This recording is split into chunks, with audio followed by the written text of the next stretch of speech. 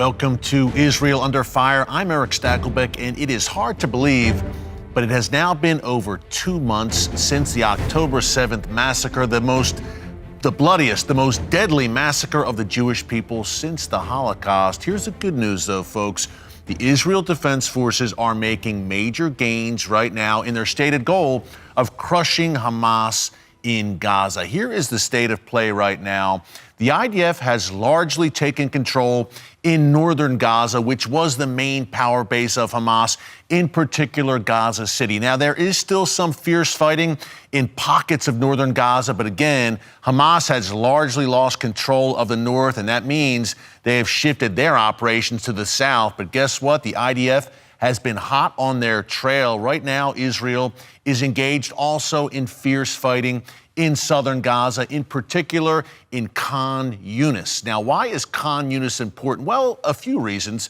Number one, Khan Yunis is the second largest city in the Gaza Strip. But number two, Israel believes that Hamas's top leadership in the Gaza Strip is hiding in those terror tunnels beneath Khan Yunis. I'm thinking in particular of Yahya Sinwar, the leader of Hamas in Gaza. Now, Israeli officials say that Sinwar is a dead man walking, and if he is indeed in those tunnels beneath Khan Yunis, we may have a major announcement on that front in the days to come. And remember, folks, some 300 miles of Hamas tunnels stretching underneath Gaza, literally a subterranean city. Now, the IDF is trying to tackle that tunnel problem in a few ways. Number one, with airstrikes, obviously, collapsing the tunnels in on those Hamas terrorists.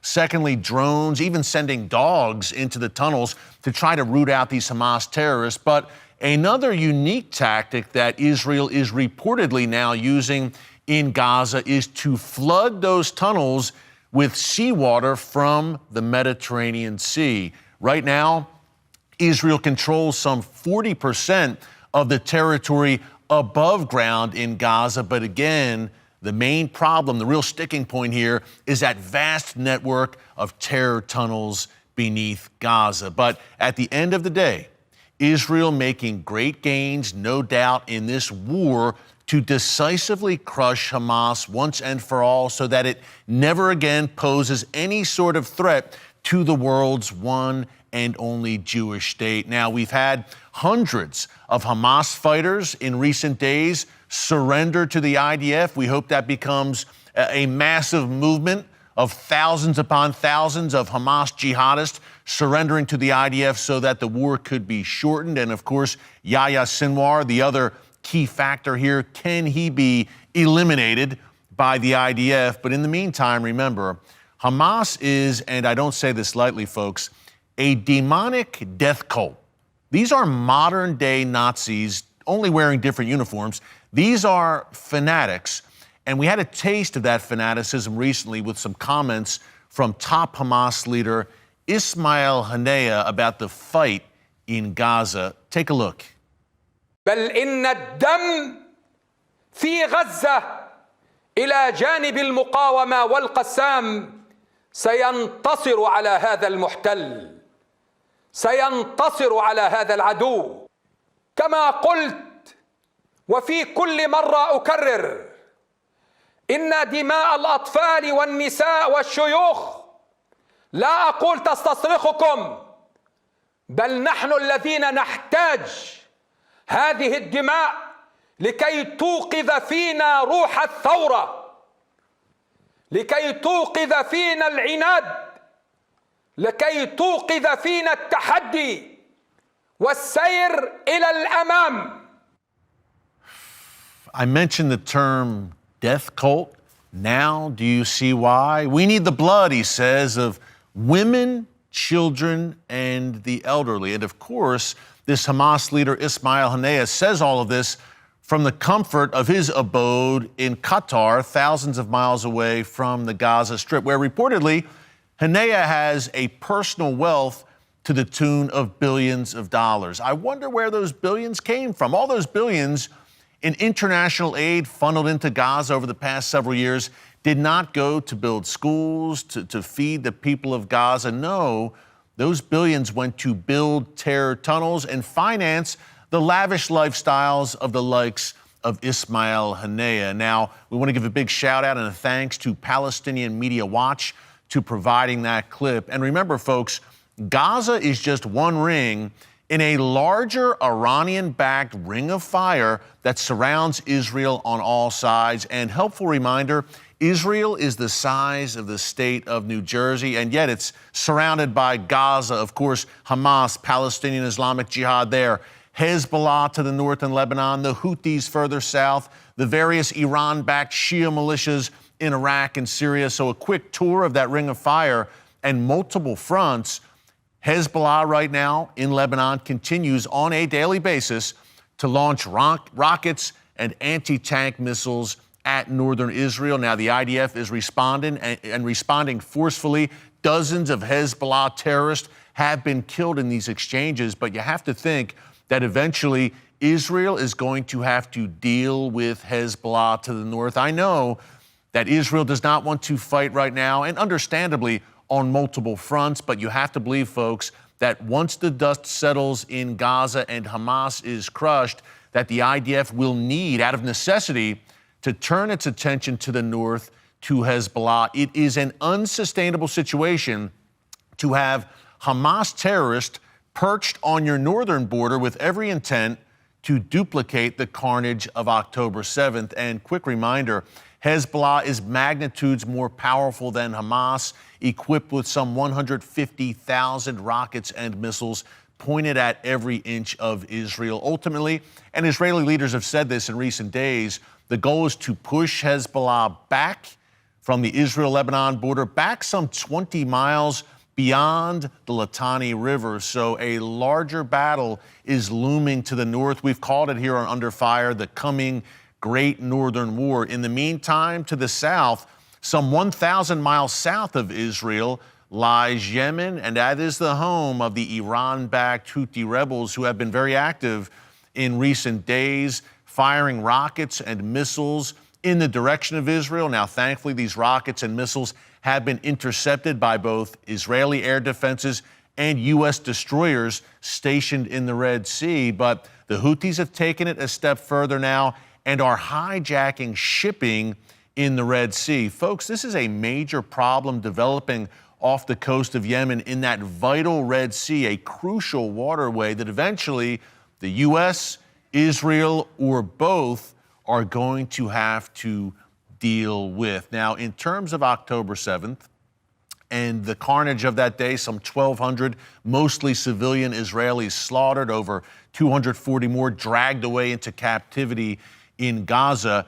That is still fresh in our minds here on Israel Under Fire, and yet some leaders around the world seem to have relatively shorter memories, let's just say. We had the leaders, the prime ministers of Canada, Australia, and New Zealand release a statement this week calling for an immediate ceasefire to Israel's activities. And even President Biden said that Israel is, quote, indiscriminately bombing civilians in Gaza. Now, he knows that's not true.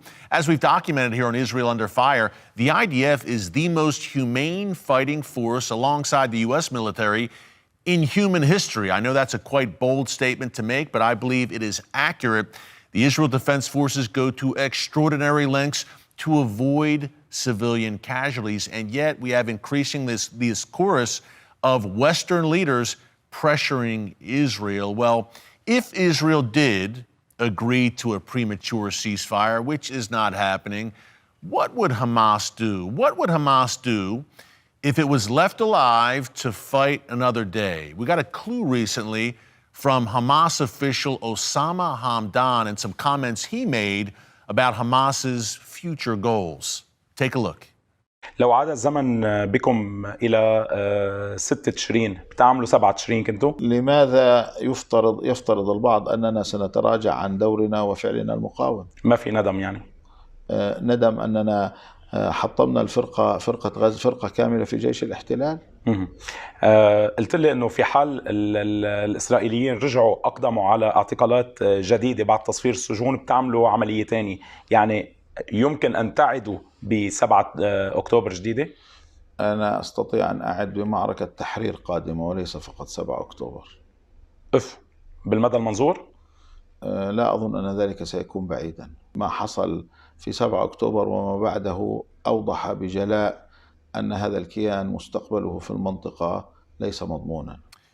Thanks again to Palestinian Media Watch for another very revealing clip. Clearly, folks, Hamas wants to duplicate October 7th, and if they are left alive and kicking, they will try to do exactly that. Thankfully, Prime Minister Benjamin Netanyahu, Israel's Foreign Minister Eli Cohen have said that's a non-starter. And despite international pressure, Netanyahu said just today, we will not stop. And I quote, nothing will stop us, according to Prime Minister Netanyahu, from our stated goal of destroying Hamas. Well, someone who knows that stated goal very well and is doing battle in the international arena in the very important sphere of public relations and getting the message out on behalf of Israel is Elan Levy, Israeli government spokesman, joins us from Tel Aviv now. Elan, thanks so much for taking a break from your very busy schedule to join us. Hey, you've been making the case for Israel in the international arena 24/7 around the clock since October 7th.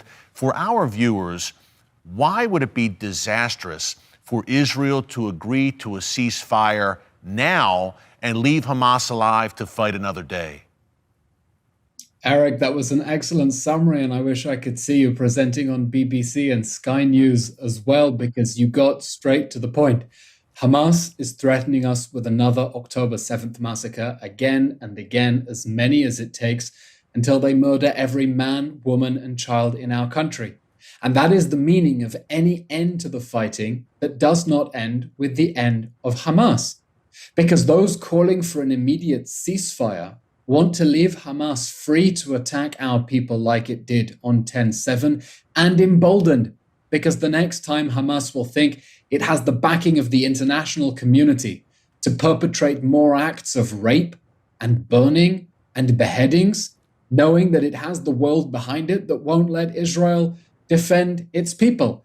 And that's why we've been standing very firmly against international pressure. That's why Prime Minister Benjamin Netanyahu has been telling the world very clearly, despite all the pressure, that we are going to continue fighting Hamas until we achieve all three of our war aims: the total destruction of Hamas, the return of all the hostages, and to make sure that the Gaza Strip can never hurt our people again. Those are the three goals set forward by the War Cabinet under Prime Minister Netanyahu's leadership, and those are the goals we're going to continue to pursue.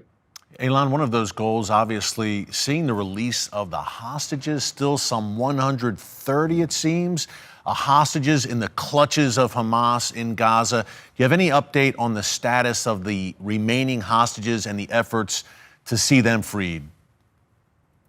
There are 135 people who are still being held hostage since 10/7, including 19 who were murdered by Hamas, which is now holding onto their bodies for a ransom.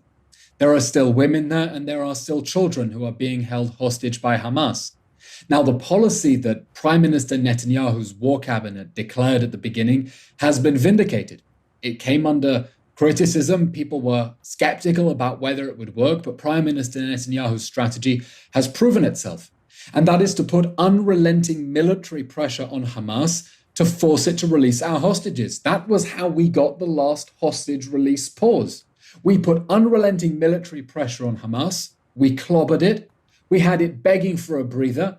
And in exchange for a few days' pause, it was willing to release hostages, and we got 110 of them out.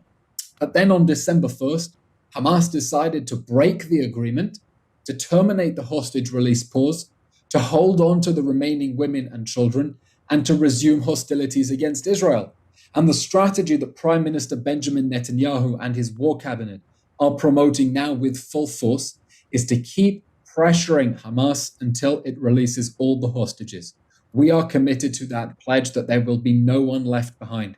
The Prime Minister, Netanyahu, has said very clearly, we will fight to get everyone out. The women and the men, the young and the old, the soldiers and the civilians. There will be no one left behind, because none of us here in Israel are free until all of them are free. Yeah, and Elan, Israel, the IDF, are trying to do this, and they're doing a great job of it, under probably the world's strictest military rules of engagement. The IDF goes to extraordinary lengths to spare any civilian casualties, and yet we hear this constant drumbeat, including here in the West, these calls for Israel to, quote, respect and follow international humanitarian law. I don't think that needs to be said. I think Israel's doing a pretty good job of that, but nonetheless, that international pressure mounts, and we hear accusations of Israel indiscriminately targeting civilians in Gaza, et cetera. What's your take on that? And can you just set the record straight for everyone watching about how seriously the IDF does take civilian casualties and avoiding them at all costs, even at times putting Israeli soldiers at risk to avoid killing any civilians? You know, this war could have been over on October 8th if Israel had decided to unleash its full firepower and not care about civilians. But we care about civilians, and that's why the IDF has been going to lengths that no army in the history of warfare has done to try to keep civilians safe from their own leaders, because Hamas is trying to maximize casualties while we are trying to minimize them. I know it may sound difficult to accept given some of the scenes we are seeing, but the IDF is setting a new gold standard now for counterterrorism in urban areas. When the enemy is deliberately trying to sacrifice civilians, it sounds sick and it is twisted. Hamas is trying to sacrifice Palestinian civilians in the hope that will generate international sympathy, in the hope that will generate international pressure that will tie Israel's hands and stop us from defending ourselves. And we are going after Hamas leaders with incredible precision. That's why from 22,000 strikes that we have conducted, even if you accept the casualty numbers that Hamas is presenting and we dispute them, you're looking at less than 0.8 deaths per strike. That tells you the incredible precision with which we are attacking Hamas infrastructure and Hamas terrorists. And we are going after all of their leaders. We've taken out half of the Hamas battalion commanders. We killed the commander of the Shaja'iyah battalion. And then when his deputy took over, we killed him. And then we're telling his replacement that he is on notice too as well. Because it is very important as well for the war cabinet led by Prime Minister Benjamin Netanyahu that we will use the full force of the IDF against the monsters who perpetrated 10/7 while upholding our obligations under international law. And I have to say, we take international law and the international rules-based order so much more seriously than the people who try to make up the rules and make up international law in a way to hurt Israel and to try to keep the Hamas terror regime on life support. And that's a terror regime that this government, headed by Prime Minister Netanyahu, is determined to bring to its knees. Elan, last question. We have about 45 seconds. Hey, you were born and raised in London. You were educated at Oxford. You made Aliyah to Israel. And now you are doing battle in the ideological war, I guess you would say, the war of ideas on behalf of Israel. You're on the BBC, Sky News. Not always easy, needless to say. What motivates you and why do you do what you do? We have to win. We have to win because we need children to be able to sleep safely in their beds in Kfar Aza and Nir Oz and Be'eri. What happened on 10/7 was the bloodiest massacre of Jews since the Holocaust, and that cannot go unanswered. Israeli society is united with a very strong sense of justice and unity right now around an understanding that we must win this war. We didn't want this war. We didn't start this war. We didn't expect this war, but we must win this war.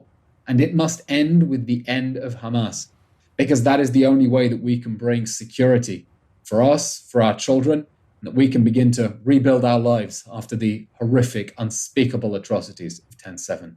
Elan Levy, thank you so much for joining us. Happy Hanukkah, my friend. We will see you again soon. Keep up the great work. God bless. Thank you very much. You too. Thanks, God Elan. bless.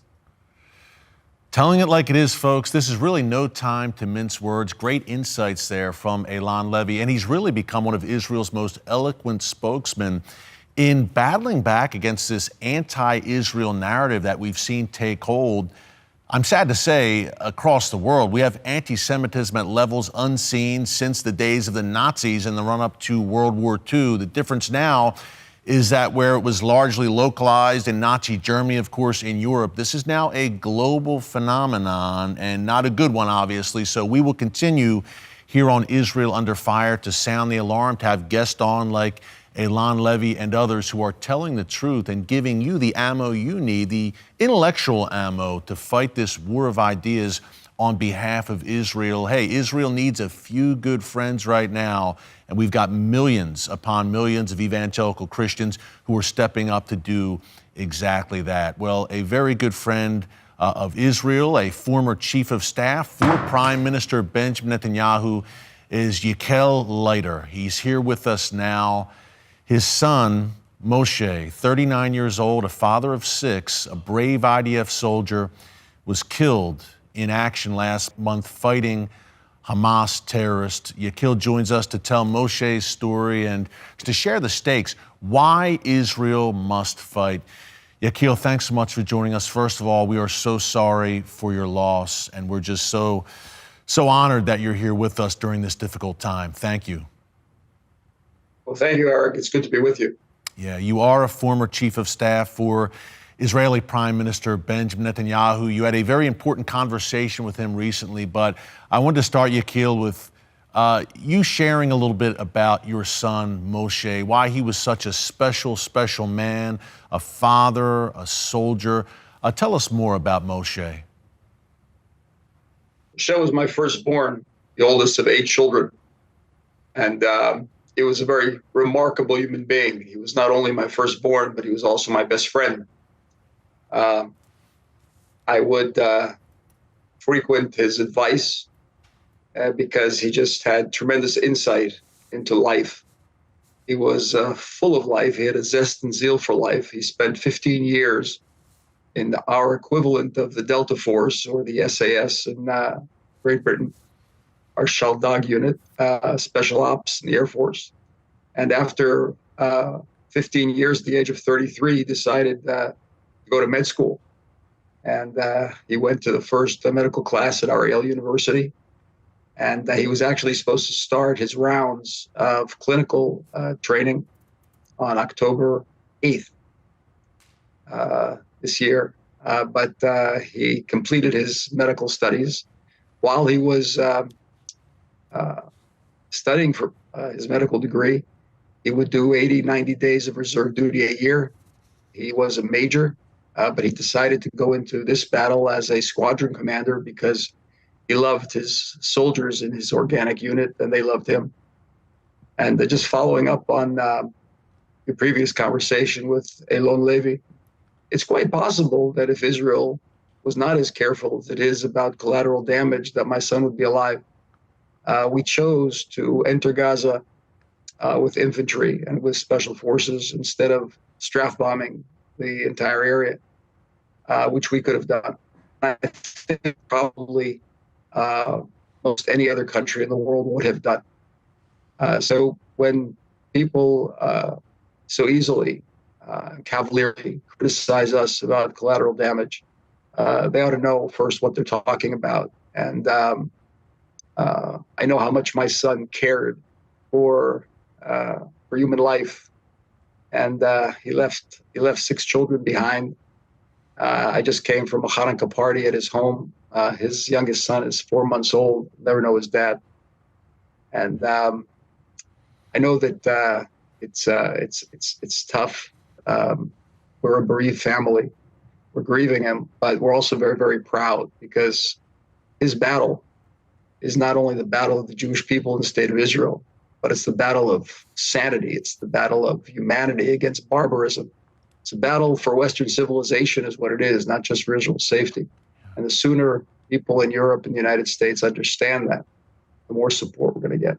Yakel, so true. Israel is truly the first line of defense for Western civilization. You had a chance to speak with Prime Minister Netanyahu recently. Of course, you worked as his chief of staff previously. Can you share any of what you shared with the Prime Minister about the importance of finishing this war, finishing the goal, the job of crushing Hamas?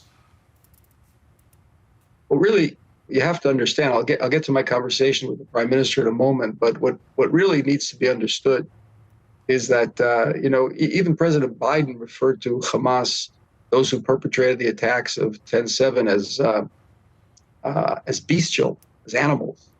But we have to appreciate the fact that there isn't just a group of terrorists. They're 30 to 40,000 strong.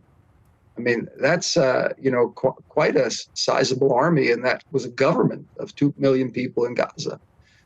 All of the funding that came from the international community was poured into those tunnels. Now, understand what we're talking about when we speak about a tunnel city. We're talking about something the width almost of the state of Pennsylvania, 300, 400 miles of tunnels that contain weapons smuggled in over the Egyptian border. The Egyptians have not been doing what we would expect of a partner in peace to be doing. We're going to have to insist on that. So when the Prime Minister talks about ending Hamas, we're talking about ending a government that is an occupying force controlling 2 million people and stealing their funds, taking their money, and using it to import Iranian weapons and Iranian funding in order to threaten not only Israel, but Western civilization, as I said. When the Prime Minister called me, I was on the way to my son's funeral, and he called with a message of consolation. And I said, Bibi, I want to demand of you one thing, that my son's blood was not spent in vain, and that this job you take to the end, you finish this, and make sure there's no more Hamas at the end of this process. And the Prime Minister said, Yechiel, I swear. He didn't say he chose to use the words very carefully. He said, I swear that I will not stop until this job is done. This is a matter of protecting and defending humanity against the ultimate evil. Eric, if I just can make another point, we're products of a generation. I guess I'm a little bit older, judging from my gray hair and your looks, that I'm a little older than you are. But we belong to a generation where progressivism and wokeism has taken hold of society. And it's a wokeism that says that there's no objective truth. We kind of laugh at history and make fun of anything that might smack of values. But these guys in Hamas, the Iranians, they are teaching us that there is something called objective truth, and there is something called objective morality, and there is something called objective evil. It's not a kind of a subjective game where everybody determines for himself what evil is. These people are the paradigms of evil. And this is a cult of death, I think you said in your introduction. That's exactly what we're talking about. We're celebrating Hanukkah. Hanukkah is the festival of lights. And it's an interesting thing about fire. Fire consumes, but fire also illuminates. And we have to use fire judiciously. We have to use fire against our enemies. We have to use firepower because sometimes it's the only language that they understand. And then internally, we can use fire for illumination, to light and for warmth. And hopefully, if we properly eliminate the terrorists and the evil, we'll be able to use light for warmth and for light. Yeah. Israel is a light in the darkness. Yechiel, your son Moshe was certainly like that. Yechiel, God bless you and your family, your grandchildren. May Moshe's memory be a blessing. Happy Hanukkah. We'd love to have you back again soon to share your insights. This was powerful, Yechiel. Thank you so much. Hang in there. We'll all be praying for you. The entire TBN family are praying for you and your family. Well, thank you very much, Eric, and thank you. God bless you for continuing to telling the truth. And your prayers are much appreciated. I still have 4 other sons in the Army and 2 sons-in-law in the thick of battle. So your prayers are much appreciated. We'll keep them coming, Yechiel. Thank you so much. We'll see you again soon. God bless. God bless. Bye-bye. Powerful insights there from Yechiel Leiter and his son Moshe. Again, folks, paying the ultimate sacrifice, 39 years old, 6 children, a beautiful wife, studying to become a doctor. He was a paramedic. These are the stakes right now. This is what Israel is up against. People like Moshe promising young family men who have everything to live for, they're putting it all on the line to preserve their way of life, to preserve their very existence. This is an existential struggle that Israel is locked in, not only against Hamas in Gaza, but Hezbollah in Lebanon, and the head of the snake behind this regional terror, the Iranian regime in Tehran. Now, it is Hanukkah, and Christmas is also nearly upon us. And when we talk about being a light in the darkness and looking for some positivity out of all the darkness, out of the evil that was unleashed on October 7th, folks, we have got a story for you as we close here on Israel Under Fire. Amelia Aloni, she and her mother Daniela, Amelia, 5 years old, was ripped from her home on October 7th and taken hostage in Gaza. Amelia, thankfully, was released during that truce when dozens of Israeli hostages were released by Hamas terrorists. Amelia, 5 years old, was one of them, thank God. And she recently returned to her kindergarten in Israel and was greeted by her teacher and her classmates. Take a look at the reception she received. Oh.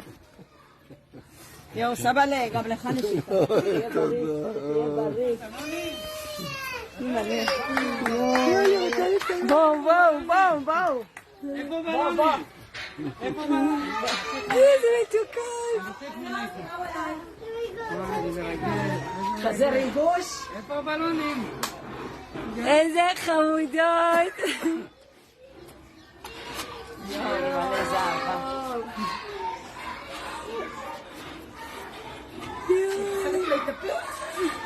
מירם, אני רוצה תמונה. מירם, אני רוצה תמונה איתה. רמוס, אני חייבת להגיד. איזה כיף לראות אותך. כמה פעמים נסעתי בדרך, עשיתי הלב היה נצבע. Folks, I have 2 daughters of my own, and I just kept thinking about them as I was watching that clip with little Amelia. Can you imagine what she went through week upon week in Hamas captivity in a tunnel somewhere beneath Gaza? But you know what?